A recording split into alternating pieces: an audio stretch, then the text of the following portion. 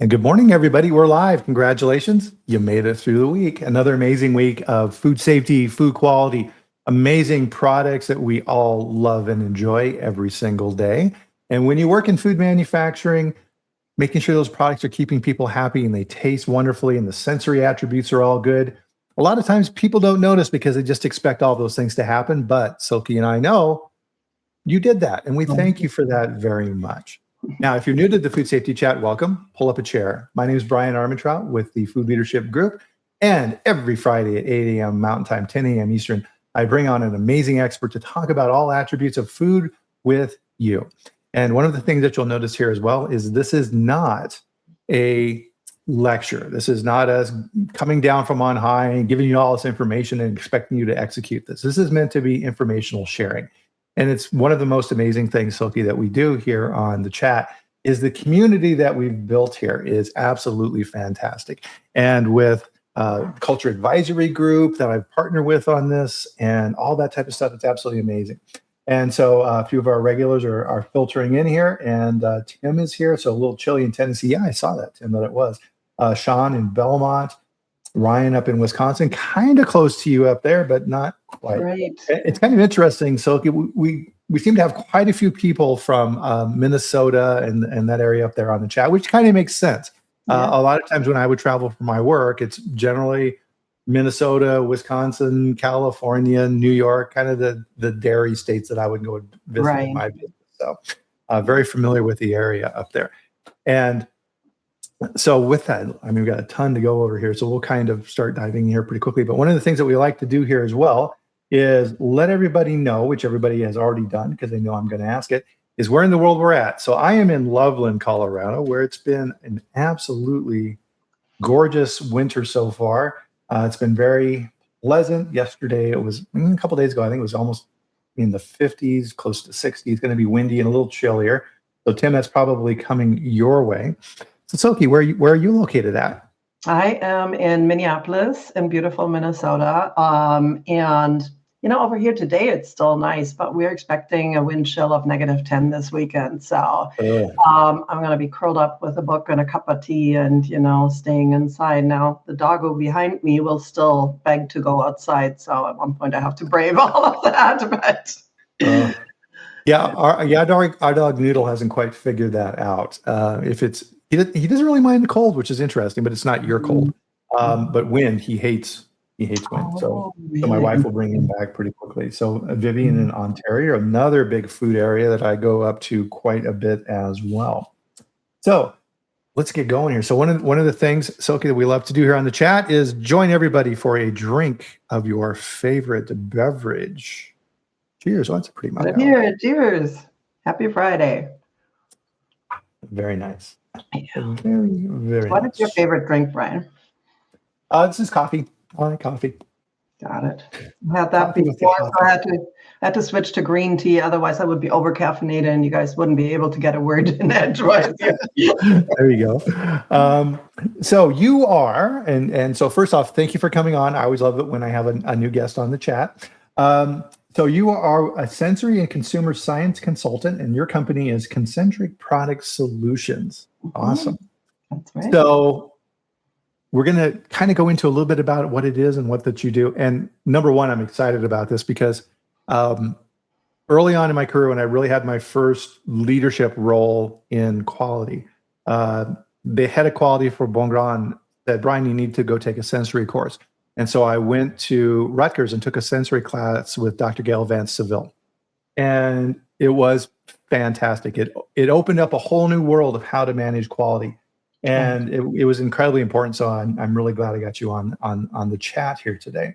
But one of the other things that we love to do here on the chat for unsuspecting guests is I get to torture you with the dad joke of the week.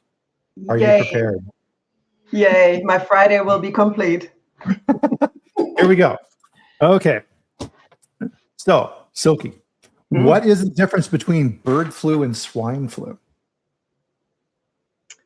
Well, I bet I don't know your answer. You Tell me, mentioned Brian, what is the difference? well, of course, yeah, they're both viral and everything that we know and what we do. Right. But really, when you get to the treatment side of things, there's really a couple of very distinct ways that you treat these. Mhm. And with one, you treat it with an ointment, and the other requires tweetment.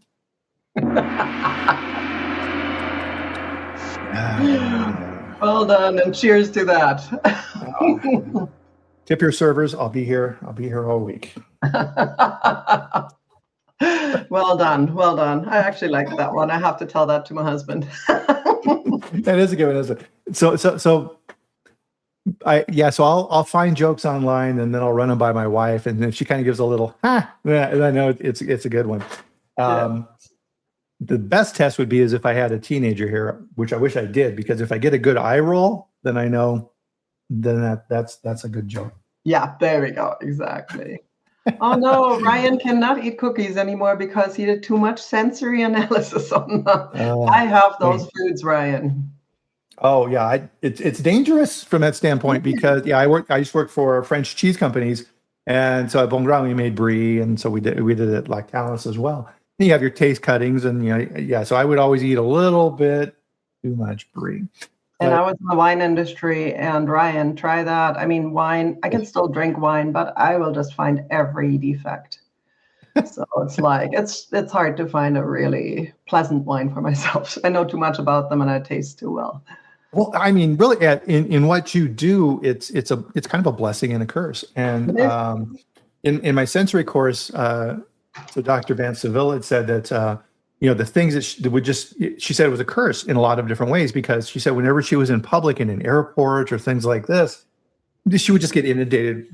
Somebody would walk by with too much perfume on and be like, "Ugh," would hit her in the face. And the one smell, I'd be curious to hear, the one taste that she absolutely loathed, I'll be curious to get your take on this, was cinnamon. She absolutely cannot stand it. Cannot stand it. Going into a Michael's store or Joann's store around Christmas time when they have that fake cinnamon pine cone thing going on, I cannot do it, Yeah. Like it's that one. And then the other thing is that so many hotels and also fitness centers now pump scents into the air there, right? Especially hotels. I've been to hotels where it just smelled like aftershave so strongly. I've quit my gym because it was like a car freshener, like it would cause me headaches, because I perceived it. It's like, it's everywhere. So you're right. It's a blessing and a curse. So why don't you tell everybody a little bit about yourself and your business and what it is that you do? Okay, sounds good. So the accent is from Germany. I was born and raised in Germany. That's where I got my education. But I've been in the United States for 25 years now, first in California, then beautiful Minnesota. And I've worked for fun companies like E.J. Gallo Winery, like General Mills, some smaller ones as well. Originally, my education is I'm a food chemist, and I specialized in flavor chemistry, and that's what I did at Gallo. And then I kind of went into the sensory world sideways. I worked very closely with sensory scientists at Gallo as a flavor chemist, and they're like, "Hey, we kind of need you over here," And that's where my career over 20 years ago started in sensory, and I had amazing mentors, amazing managers, amazing teachers. My very first week in that group, she was there anyways, but I got every afternoon with Gail Seville, and it was one-on-one, and she taught me whatever I needed to know, whatever she could think of teaching me, all kinds of stuff. So it was really good. And then it's continued from there. And working for an amazing company like General Mills, they're so on the forefront in everything sensory. You see that in conferences when they present to. Wow, right? I got so much of an education there and experience there. And so finally, about 8 years ago, it's like, I always wanted to be my own boss, let's do this, right? And 2018, I started my own consulting firm to really bring more of this knowledge to more companies, because I was surprised to find out how many companies were doing very little or were doing it to a degree that they thought they had something, but they didn't. So relied, falsely on a safety, kind of perception that they had for quality sensory but also for research, consumer research and stuff. And it's been fun. It's been so much fun since then. So I'm playing anywhere, and I call it playing, right? I'm playing anywhere from helping R&D with figuring out the consumer's wants and needs in a particular product, have it be innovation or renovation, doesn't matter, right? And translating that for R&D into their design principles, then how they need to formulate the product, the packaging, the total product offering, as well as training teams for different reasons, cross-functional teams, so that marketers and R&D can have more language than just saying, I like it or I don't. Way to implementing training, planning, implementing sensory programs in manufacturing on the quality side so that we continue to keep the quality that and the design principles that were originally implemented. Nice. And it's number one, it's kind of, so if you work in what you do, and we kind of alluded to this here in the beginning as well, is either you have the talent for this or you don't. And so part of it is finding people who are good tasters, who have good differentiation, who can tease apart things. I'm not one of them. I would go through sensory triangle testing, looking for taste panel members, and I would always fail. Yeah. And, Yeah. so the basic stuff I could get, right? They do salty and bitter and things. Yeah, okay, fine, I can do that. But when it got to more nuanced things, yeah, I wasn't very good. So I would get booted, and that's good to know. And you want those differentiators, those people who are able to pull that out. And so having a high skill set in what you do is like you're like in the NBA or something like that. There's just a certain amount of innate talent that's there that then is then built upon. It's an interesting skill. And I think a lot of times too in companies, I'm sure you see this as well in your consulting career, is just like in food safety and quality, and we work very closely together in companies, what you do and I do, is a lot of times there's a lot of misconceptions you have to overcome as well, right? So what are some of those things when you're going in to start working with a company that they don't quite understand? So things are definitely, we're all consumers. We kind of know what we're doing. We kind of know what they want, because we've talked to our family and friends kind of things. Our manufacturing capability is what it is. We look at the product, it looks fine. There's actually so many. And that's often where I come in and do a gap analysis first and just say, hey, these are some of your misperceptions, or where you're doing something that could be better, or that's really not helping you at all. It might be shooting you in the foot, actually, kind of thing. Well, and a lot of times too is a lot of times when a food company starts, it's a vision for a person, right? They have a recipe from their grandmother for salsa or something that's amazing, and they start building this, and it starts taking off, and that original recipe of what the founder wanted and trying to maintain and capture that is extremely difficult, especially now. Marketing people start coming in the company and they want to create a different version of that product and they want to move it into a different market.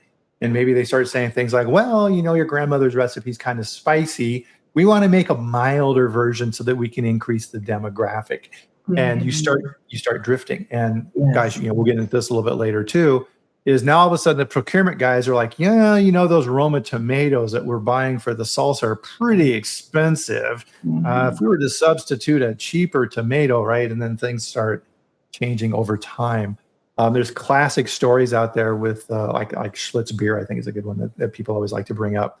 Of a brand that absolutely dominated their market space. And then over time, the attributes were changed in the product. And then it finally reaches a product where the consumer's like, what is this? This isn't what I want. And that becomes very difficult. And really it gets into, and this is where the overlap is. And there's a good story on this, and my audience will have to indulge me here as I give you the high level on this. So in what I do, it's, food safety, quality, and things like this. It's not something you go to college for. I'm a microbiologist and all that stuff. And my mom always had a hard time kind of understanding what I did. And my mom loved coffee. And so every morning she would just drink, to your point, Silke, she would drink incredible amounts of coffee and it didn't impact her at all. She could drink it before bed. I'm just like, what how do you do that? And I'd say, okay, Mom, here's what I do. There's two main things that I do in quality. There's quality and food safety. The first is quality. And part of my job is making sure that that product makes you happy, that it has the right flavor. It's not too bitter, that when you add the half and half, you get this nice, beautiful bloom in the coffee. And you take your first sip and you just go, ah, there's certain things that you like in that coffee. If it's not right, a lot of times you're going to complain. She's like, yeah, okay. I said, and the other thing is I want to make sure that that product doesn't kill you and then you get food poisoning or something. And she's like, oh, and after that, then she got what I did. Right. And that quality attribute, that quality aspect is so important. And when I first had my first head of quality job, I was fortunate in that the head of quality for the world for Bon Grand came to visit me, a fantastic man. And he spent 2 weeks working with me. And a good chunk of that 2 weeks, Silke, was talking about our next kind of section here, which is the voice of the consumer, and how important it was for me as the head of quality to understand and defend that. And so how do you define voice of the consumer? So voice of the consumer, we really want to know, excuse me, I'm still getting over cold. Voice of the consumer, you really want to know what those people that will be your target group of people that will actually spend their dollars on your product, interact with your product, consume your product, are going to be happy, and that their needs and wants are met, right? What I always call it, and a lot of the industry calls it, so it's not coined by me in any way, is like the consumer hires a product to do a job. Right? And what is that job? So beyond the E for quality, you want to make sure that you put a smile on people's faces or make them happy. You just mentioned, right? People have different products in their pantry, in their fridge that do different jobs. Sometimes it's a matter of wake me up in the afternoon, and that's not necessarily coffee. That can be a crunchy snack actually at their desk, right? Just that kind of sound and wake me up kind of thing. I had, honestly, when I had little kids, I had a couple of products that would do the job of peaceful family dinner. And that would mean that those times I would not serve broccoli as a side where I knew there was probably going to be a fight with the kids, right? But you need nutrition, and that's my job as your mom.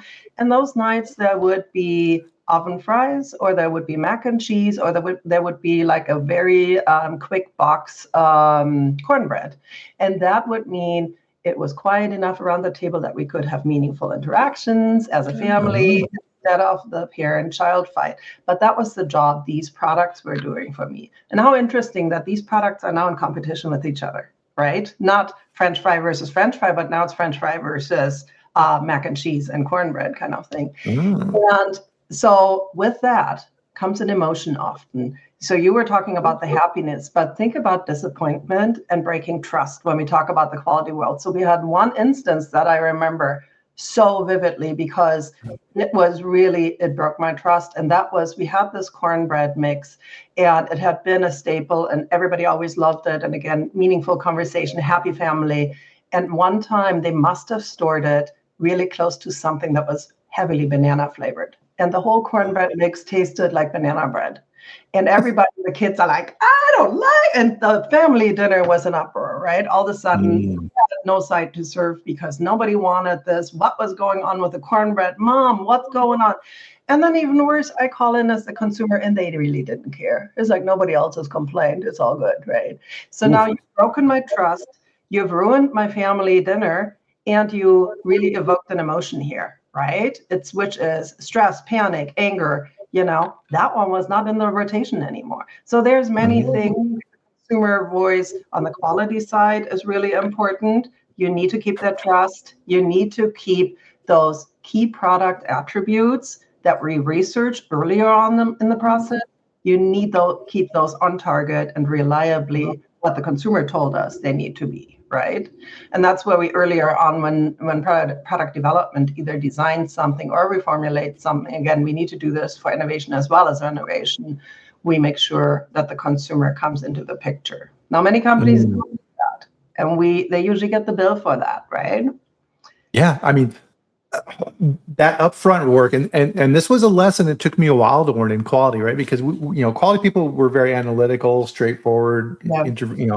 systems, programs, et cetera, et cetera. Yeah. And we forget, and this is something we talk about on the chat quite a bit here, Silke, is the people side of things. And there's a whole lot to pull out of what you just talked about. Is people are not a monolith, and just anybody who has children knows, right? That 5-year-old boy, they know exactly what they want, and they want the chicken nugget dinosaurs and the hot dog or whatever. And they better look like dinosaurs then. Yeah, and they don't want the pilaf with saffron or whatever, right? Forget it. And your palate changes over your life, and that marketing piece up front, and to your point, is often skipped over. And the way I would always explain to my quality managers is it's the marketing group's job to define the product. It's our job to maintain that standard. And in order to do that, we have to know what the standard is. Right. To your point, what are those hot buttons for those customers? What is it that they're expecting? There's a beverage company that I've worked with quite a bit in my business. And what we found from consumer feedback, which is the other good thing that you mentioned that we're going to talk about, is the consumers made it exceptionally clear that there was 2 things they cared about with this product. And this is a pea protein-based beverage, fantastic beverage. But if we screwed up on the taste, meaning it didn't have the right taste attributes that the consumer expected, and texture, those 2 things, this product, because of the protein interactions in this with these plant-based proteins, sometimes they can get a little thicker.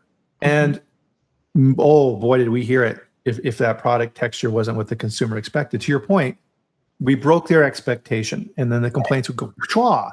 And so I guarded that like crazy to make sure that if we saw any hint in the marketplace that there was a flavor issue, oh man, we jumped over that immediately. Right. And every product has something like that, right? Have it be the Christmas of something. Sometimes it's just the season coating of a snack, possibly, all those things. So again, it depends a little bit of what the job is. In your case, actually, it was probably that texture was not just a fulfilling thing, but possibly even that it kind of took some time to drink the product because it had a certain thickness or something, right? And that was part of the experience, right? Versus having water or having a protein water drink kind of thing, which now exists. So there's many different things, and that's what's to be researched. So we understand that for every product, so that exactly what you were doing very right, Brian, you can protect that in quality. And even if there's certain things, so there are things that are more important to consumers and some that are just don't matter as much to them, right? Maybe there is something about your color is a little bit different for your product. You don't have to go after that if the consumer is forgiving on that, right? But get it right on the other things. It can't be chalky, or it can't be, whatever, lumpy, or, whatever they're telling us beforehand. So then we have, out of those key consumer attributes or key product attributes, actually, then we usually establish ranges, because there's almost no factory that can be right center line and on target all the time, right? But we know ranges from consumer research, what's still acceptable. And we still want to hit the middle as often as we can. But we also know we don't have to place everything on hold and destroy that's slightly outside of it, right? And that's where I usually come in and train people and train panels to give them references. And by the way, anytime you do this and you do sensory evaluation, please have a target reference, a gold standard that you compare against, because comparing against memory, oh my goodness, I'm not good at that. Nobody's good at that, because our memory drifts, right? And working for a company, there's there's so much in that. That's a whole episode in itself. But that one gets really hard, because let's say you have a gold standard, and then you say, okay, well, we'll freeze this and we'll keep it. Well, it's still going to degrade. It is, but that's where we can work with, how do we keep it? How often does it need to be refreshed? Then if it degrades, you don't keep it for half a year. Then you have to refresh it more often, right? So it's like there's different. If you're a factory, you run all the time, right? Hopefully it's a product where you can identify gold standard again and again. So. Right. Some other amazing points to pull out of what you were just talking about there as well. So we'll get into those too. But this voice of the consumer piece is something that is critical. And between the sensory teams, the R&D groups, and quality. We're the defenders of that. And a lot of times, I've seen this in companies. I'm sure you've seen this too. Is they do what I refer to as navel gazing. They think that they are the experts. And in particular, in my past, I had a CEO of a company I worked for who thought it was part of his job to decide what was a good product and what wasn't a good product. Oh, fun. The golden taste buds. It drove me nuts. We would do taste panels, and all the muckety mucks would come to the plant, the head of marketing, and everybody would trot in there. And everybody would come in to taste the cheese, and they had learned, and I was new, and I'm watching this, and they would all take a sampling, and then they would wait for what the CEO declared. Oh, this is very good, very good. And then everybody else would go, rah, rah, rah, rah, we agree, rah, rah, rah. And I'm just like watching this going, what is going on here? And then I pulled and I talked with the sensory team, the sensory analyst, Zina, was fantastic. And she learned from the head of quality at Bone Ground roll off as well. And she's like, yeah. And I'm like, okay, we got to break this. This is bad. We're not selling Brie to CEOs. We are selling Brie to consumers. And I worked really, really hard to break that in that company because it was extremely damaging. A lot of times too, and the way I think about this as well, and correct me if you disagree, is I would look at sensory and attributes really kind of two different ways. There's the R&D technical aspects. So R&D loves trying to break down the product as many ways that they can. All right, what's our viscosity? What's the centipoise? What's the pH? What's the water activity, et cetera? All these wonderful scientific tests. Okay, that's nice, but that doesn't always correlate to what the consumer wants. The way I would relate this to my teams was I never had a complaint for Silke soy milk from a consumer that said, hey, I bought this product and the pH is too low. Yes, correct. No, they said this tastes weird. It tastes bitter or whatever. Right. That's not what you need to look at. Those attributes are great and they can help you design products, but they're not how you manage quality and sensory. Right. But we still have tools, Brian, where when the consumer calls in, or even when we do a consumer test, sometimes there's like comments on those tests or ratings on those tests that don't completely make sense to us because the consumer doesn't have the technical language that we do, and they don't have the taste buds, right? And by the way, a large population mixes up sour and bitter all the time. That's part of my training to really make everybody understand what's sour, what's bitter and stuff. But that's where we have sensory panels that are professionally trained panels that you pay, that have hundreds of hours. Gail Van Seville is like one of the designers of such a methodology, by the way, that will break it down into the sensory terms. And then we can translate what the consumer says and give that language to R&D. So now R&D understands what they said, right? And then we go further and bring that to the quality team then and stuff. So that's where we have tools that we can make that still all happen. Like anytime a consumer calls and says, there's something wrong with the creaminess, we have no idea if we're looking at flavor, texture. What are we looking at? Creamy is such a complex term, right? So it's like that when we use those tools, unless we have a highly trained team in our company ourselves that can do that, which many don't, that's a good tool to use then. Yeah, definitely. And so we would utilize, and I think for the companies I worked for, Bone Ground was probably the most sophisticated. So we had an internal sensory panel.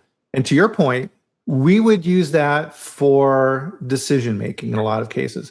Okay, we have a product. To your point earlier, the taste profile may be a little bit off. We're not sure if it's detectable or not. Let's run it through sensory and let's do a triangle and see if they can pick it up. And that would help us then as a management team make decisions on whether or not to release the product. Were we always right? No, sometimes it would get released and oops, we're wrong on that one. Okay, we need to do some additional training. The consumers have corrected us. But to your point, those highly technical, extremely expensive external teams are very important for setting up the standards so that the internal team has the right guidelines on what to do with those products. Right. Yeah. Somebody was just, Bana was just saying, and some consumers strongly perceive things like alcohol, while others can't taste it at all. And that's totally right, and that's where we often look at consumer complaints, but also want to have a certain number of them to actually take action, right? Because as I mentioned, if I called into every wine company to tell them the off notes about their wine, they would be like in a tizzy, right? But I perceive those very strongly, right? Others perceive other things very strongly, like the whole cilantro soap versus actually herb taste, right? Mm. So yeah, we gotta be choiceful of what we take action on. Should we investigate? We should. And sometimes that's as simple as an extended team tasting where somebody else in the CEO gets to voice, their observations. So No, well, that's a good point. Is this gets back to our target audience. If you're making a wine that is for daily consumption at a very low price point, that you just like having a glass of wine with dinner, and you're not really that picky about it, right. versus Silver Oak or something like this, right? You are dealing with very different target audiences with very different expectations. If I'm going to McDonald's, my expectation of that meal is very different than the fancy steakhouse that I'm taking my wife to. And the consumers react accordingly. And your opportunity for feedback from the consumer goes up a lot more. Yes. And we see this a lot too with products that are marketed to niche or specialty consumers.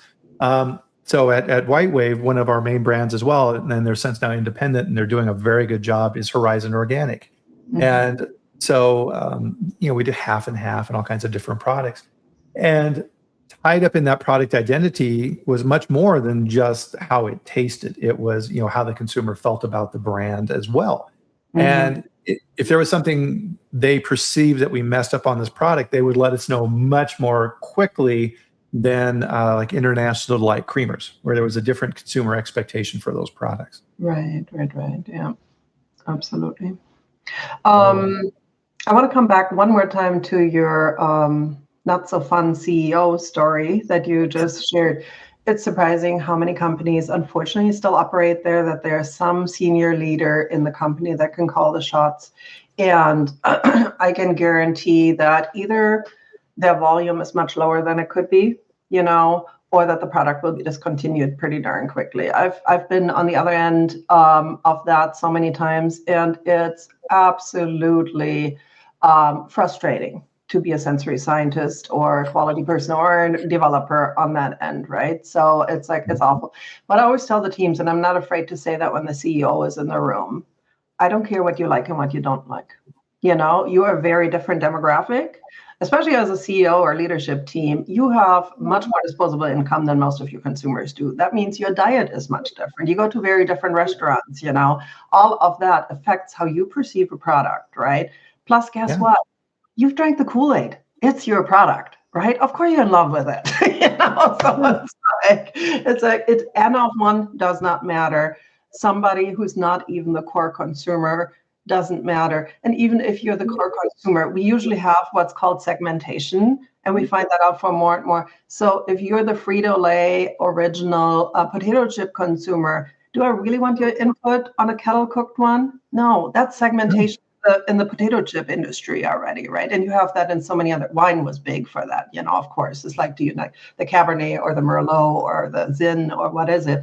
But it's true for many others too. So again, what an N of 1, even an N of 10 around the table likes, I don't care. Find me the core consumer, find me a statistically relevant sample.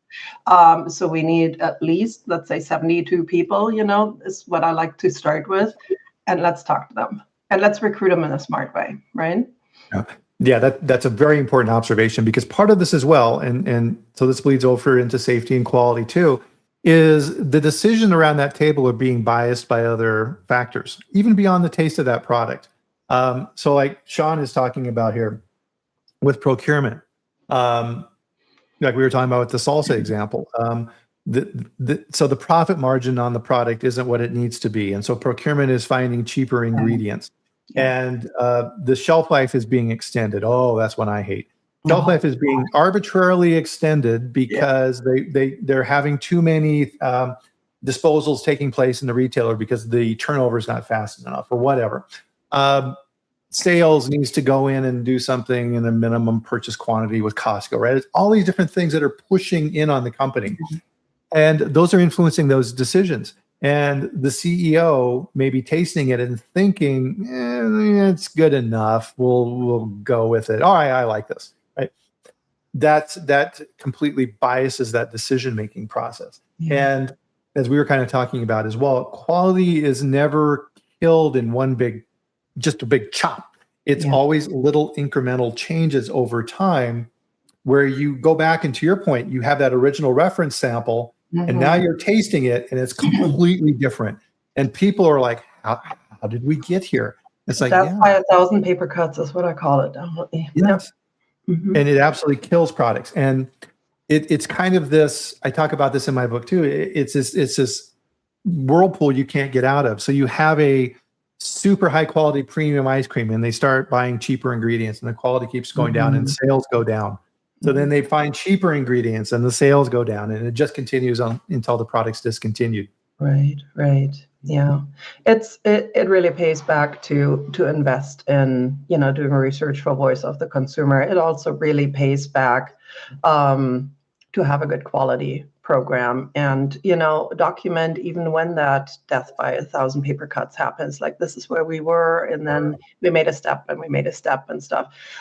We do really ideally too, and we're much more on the R&D side with this conversation right now than on the quality side.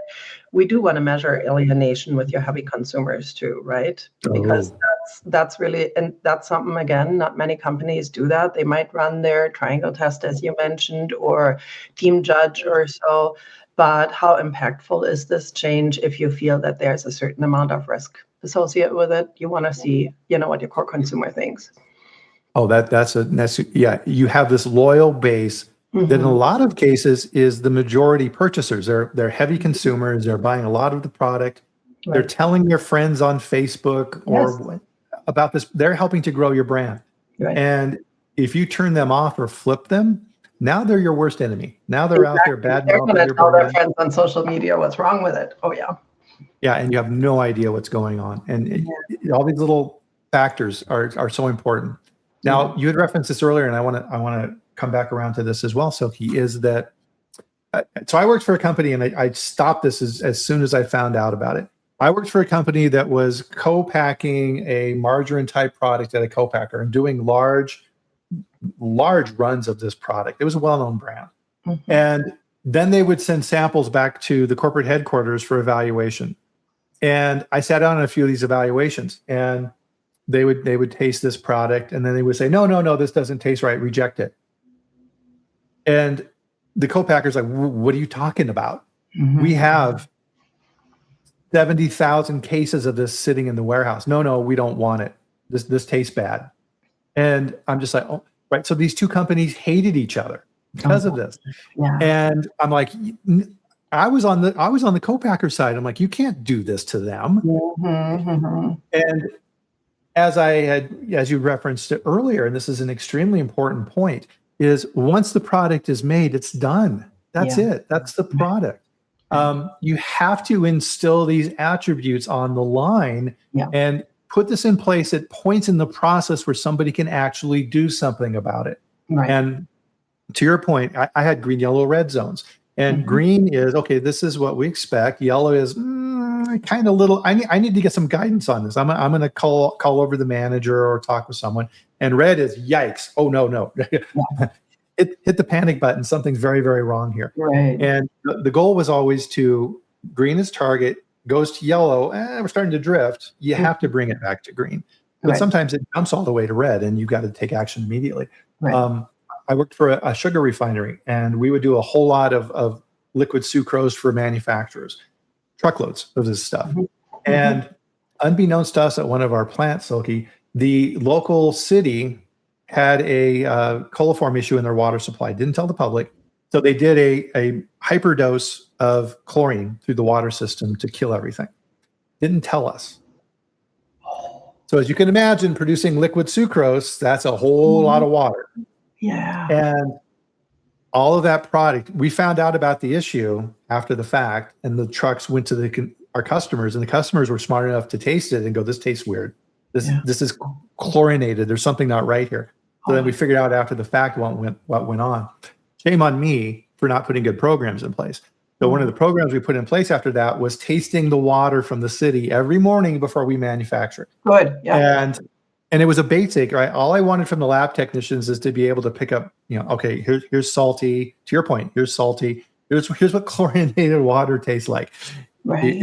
If you taste this, under no circumstances should you start manufacturing, and it Right. prevented that from happening in the future.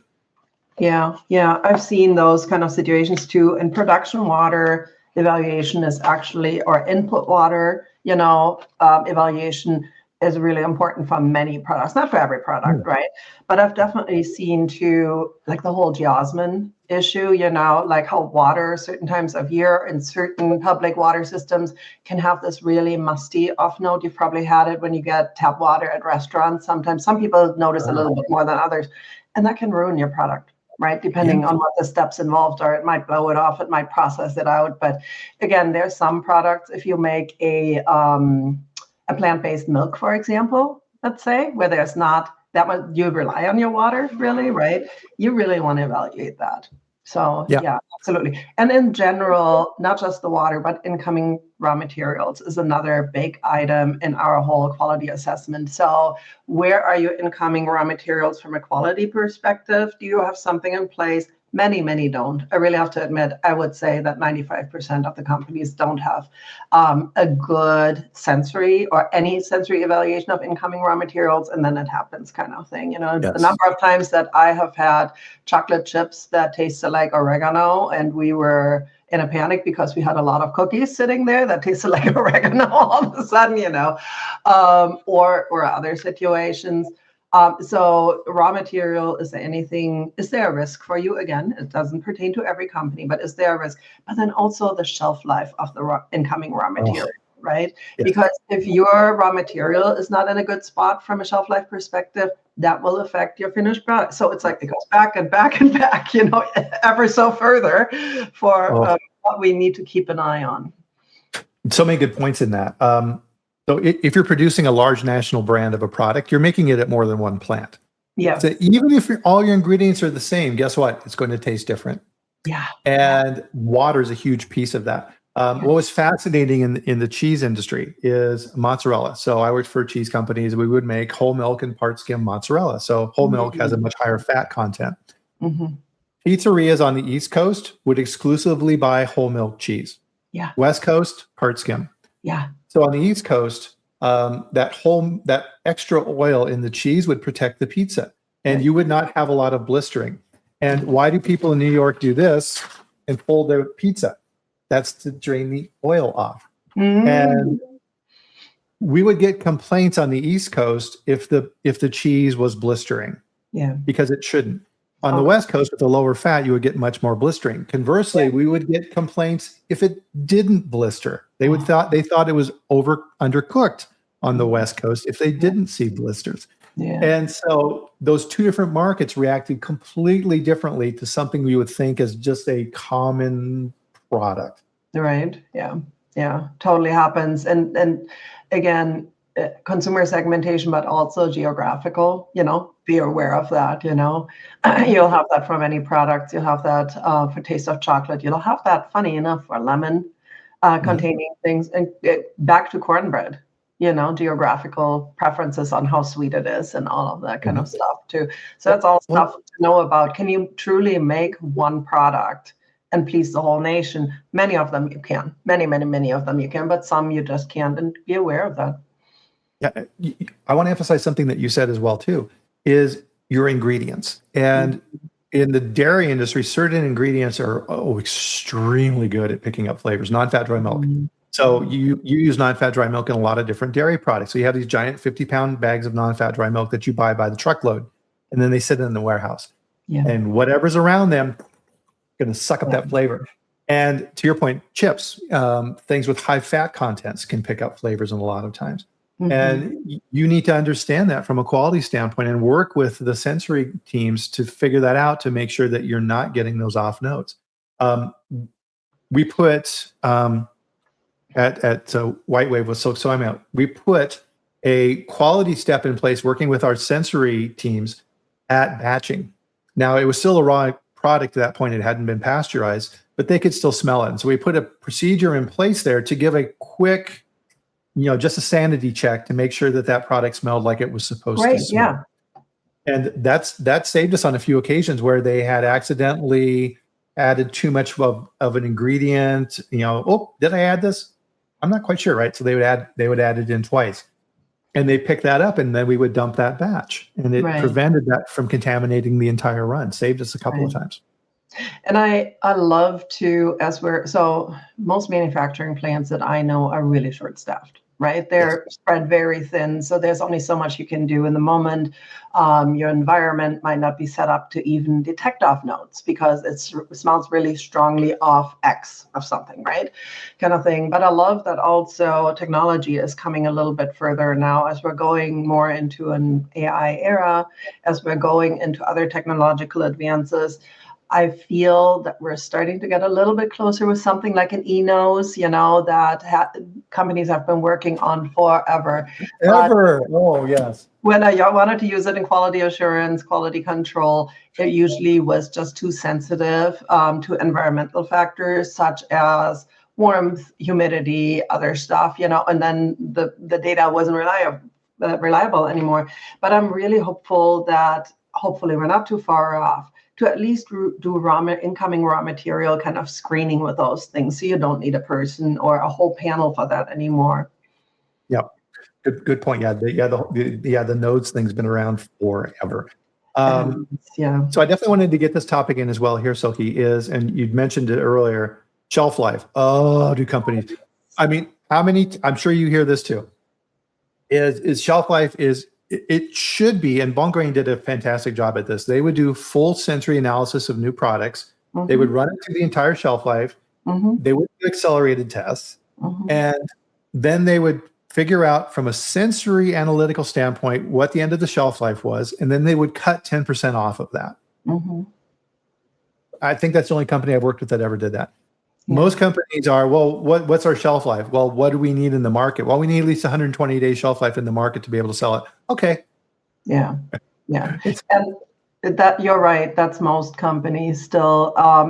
Many companies also don't have or want to spend the time before they launch to do that, right? It's like if you have a product that might have 24 months, you don't wait 2 years to launch something. You missed your competitive advantage at that point, right? Of being first to market or second to market or something.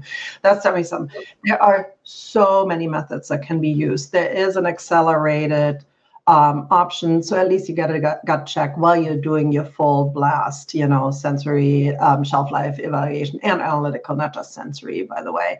There's a lot of modeling that can be done. What kind of a system do you have for fat, water activity, all that kind of stuff? And let's model and see, right? But you're right, at this point, the majority of companies, and I just worked with one last week, I said, what's your shelf life? Oh, it's 10 months. It's like, really, what do we know about that? We figured that's probably what it is. And it's like, oh my goodness. And they sent me product that was 2.5 months old. And it's like, oh, buddy, we are having an issue here, So really knowing is better than just declaring. A lot of companies just do declare. And what happens when you declare and it doesn't hold up? Your consumer relies on that. I find something in the back of my snack cabinet and I look at the best before, right? And it's like, ooh, I still got a few months on that. That means it already doesn't work for me anymore because we do know something changes in shelf life. But I know it'll work for my kids and my husband still because they're not really discriminators, in that way kind of thing. Now, if it doesn't even work for them, it's like, oh, hold on. Okay. Now I'm going to think, right? Now I have to work with, I have to have this gone before, and then the other product I have to have gone 5 months. I'm not going to keep track of that. This is too much work. I can't trust you anymore, guys, right? It's back to your corn muffin example. Right. And so part of this then too is we need to take into account the supply chain when we're looking at shelf life now too. The food supply chain has found new and ingenious ways to abuse our products.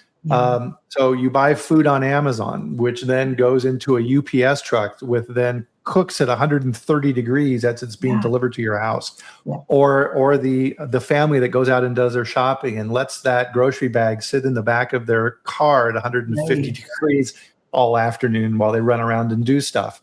And then even people don't realize too, The temperature in your fridge varies. If you have something that has a sensitive shelf life, don't put it on the door, put it in the back. But with my fridge, I have to be careful because there's cold spots in my fridge and I freeze stuff, right? So then I'll put some produce back there and it's too close to the back. So those Put your things product at impact the the back of the fridge if you have teenagers. When they open the door and watch a reel while they stand in the open fridge kind of thing, your product goes bad. Yes. Exactly. Sidebar. And a lot of times too, oh yeah, this is a whole nother conversation we could do too, is Best Buy, use by. Yeah.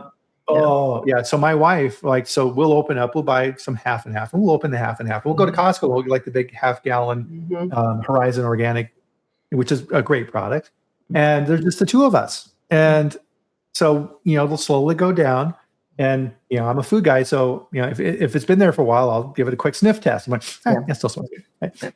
But she still, and I can't break her of this, she still will then turn it and look at the container and look at the Best Buy on it and say, oh, no, it's still good. I'm like, no, that's not how it works. The second you open it, that's done. That you just let all kinds of goodies into that container. That doesn't mean anything.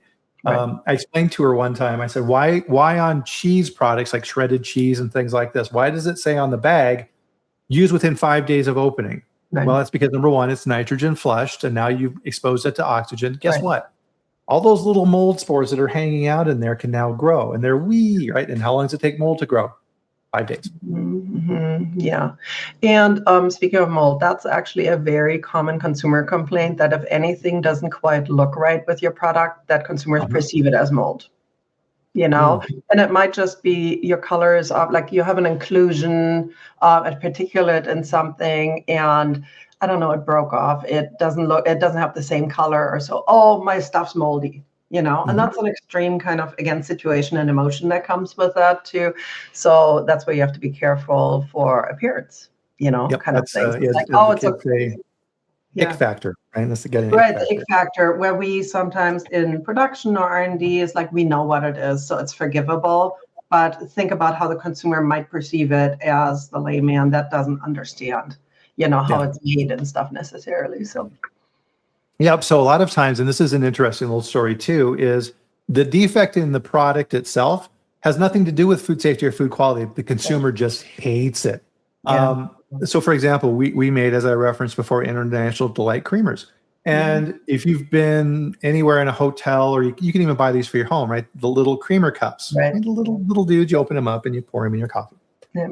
Those things are aseptically produced, right? They're killed. There's nothing in those products. They're completely sterile, which is why they're able to be out non-refrigerated. Well, guess what? And so, of course, those things have extremely long shelf lives. If your milk quality going into those creamers is not maintained correctly, or it's older milk or things like this, the plant doesn't manage it properly, you're going to kill the bacteria. Awesome. And they think they're okay. But guess what? Those bacteria, if you have too many, are producing proteolases, which are breaking down the proteins. So even though that little cup is sterile and it's safe, you've got those little protein going around in there chomping up the proteins. Now when the consumer uses it, the proteins are all broken down and they pour it in their cup, and it does what we call flecking. Right? So it'll be sitting on the surface and it looks awful. And they're like, ew. And they think it's spoiled. We would get that back all the time. Yeah. And we would say, oh, no, it's perfectly fine. It's perfectly fine. It's just, an attribute of they didn't care. Right. And so we worked really hard to make sure that we had the highest quality milk on that product, to make sure that flecking didn't occur. Yeah. And that's, you're opening up a really lovely can of worms there, Brian, so to say. There are plenty of products out there where even if we do online sensory evaluation and analytics, they will just possibly further develop during supply chain after that, right? Distribution. So it's not a bad idea to keep retains, and after a certain amount of time to reevaluate them. And many companies, especially dairy companies, I know a lot of them, where they do that over time. They call it shelf life testing. I really call it, QC, extended QC, because you do, especially if you have something refrigerated, or in your case, it was even shelf stable, but many refrigerated or frozen items, as we go through the temperature abuse of trucking, of the person putting it onto the shelf in the grocery store, it's sitting on a cart in the store forever. You've probably seen that when you go shopping, right? So again, temperature abuse, then the doors opening, closing, and everything. So, kind of keep an eye on those things and start understanding to what off notes or what kind of signs of product not being on target might happen throughout that cycle where the consumer could still see it. And we usually know, when is the main period of time when consumers buy it, have it in the house, and consume it. So you don't have to do it over the whole cycle very often, right? But have it during heavy, when your bell curve is really high, times, and make sure that you track it then. So one more time, just real quick about the whole temperature abuse and transportation. Yeah. I try to urge all of my clients to really do a study. There are temp trackers. You can even buy them on Amazon. You don't even have to hire people like me for that. Buy them on Amazon, throw them into a case, and have it go through your regular distribution and read it. Have somebody plug it in. It's usually a USB or so drive. Have it plug in and read what happens to your product during different times of the year. See what happens in the winter. You might even see what happens in Florida versus Seattle or something like that. I mean, you figure out right, what your company is, but have that learning and see what the abuse is that your product experiences it, so that then R&D, the call center can be prepared for it, and R&D can hopefully start designing a more robust product that can handle all of those conditions, right? Yeah, absolutely. There's plenty of opportunity along the supply chain to abuse our product. Go check out the temperatures in the coffin cases or the stand-up cases at a retailer, and if you have a temperature sensitive product, you won't be too happy about what you see. I can pretty much guarantee.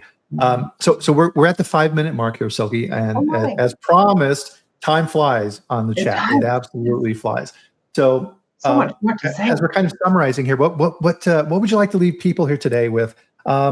How would you bring this all together? If you were somebody bringing in all this information, working in quality and food safety, what are some of your key recommendations you'd like to leave them with today? All right. If you're in quality and food safety, I would say demand from your R&D partners key product attributes, KPAs, right? What are the things that are really important to our core consumers that I, as the quality person, need to protect? What needs to be on target for my consumers to still be happy, right, with what I'm making?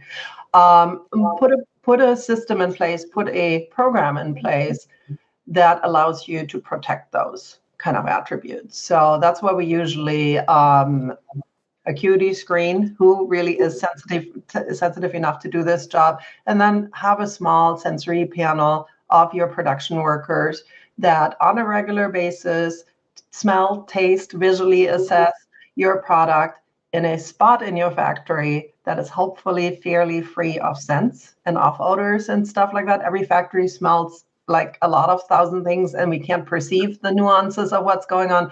So find that office, find that corner of the lab, whatever it is, have an ozone filter, have a carbon filter in there to kind of, and then have people taste it. A lot of products, fortunately, don't need preparation, so you can do that on an ongoing basis, and people can come in as they have time.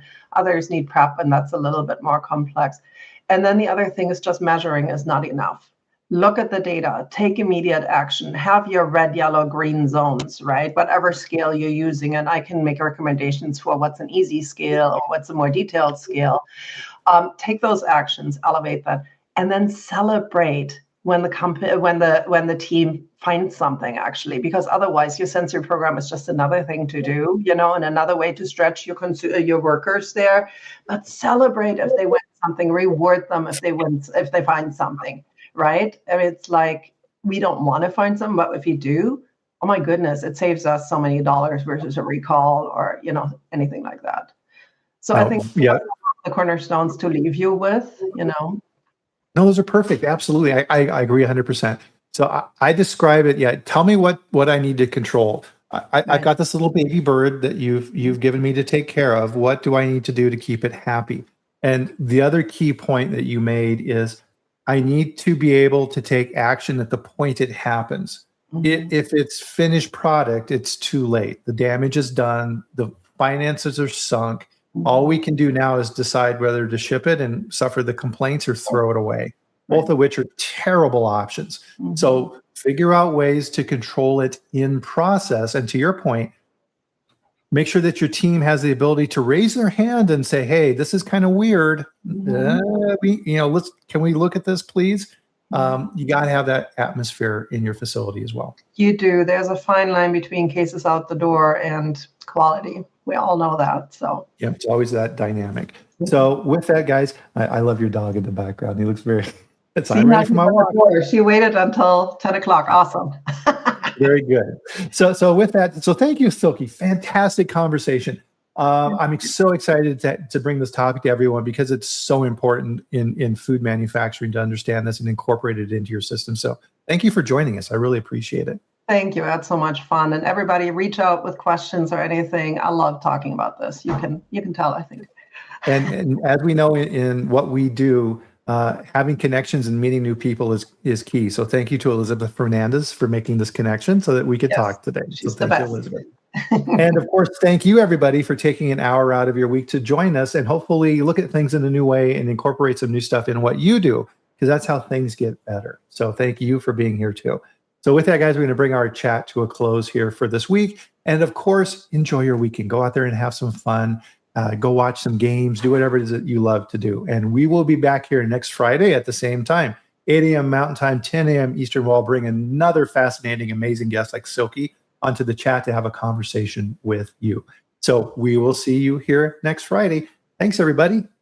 Have a good weekend. Thanks, Brian.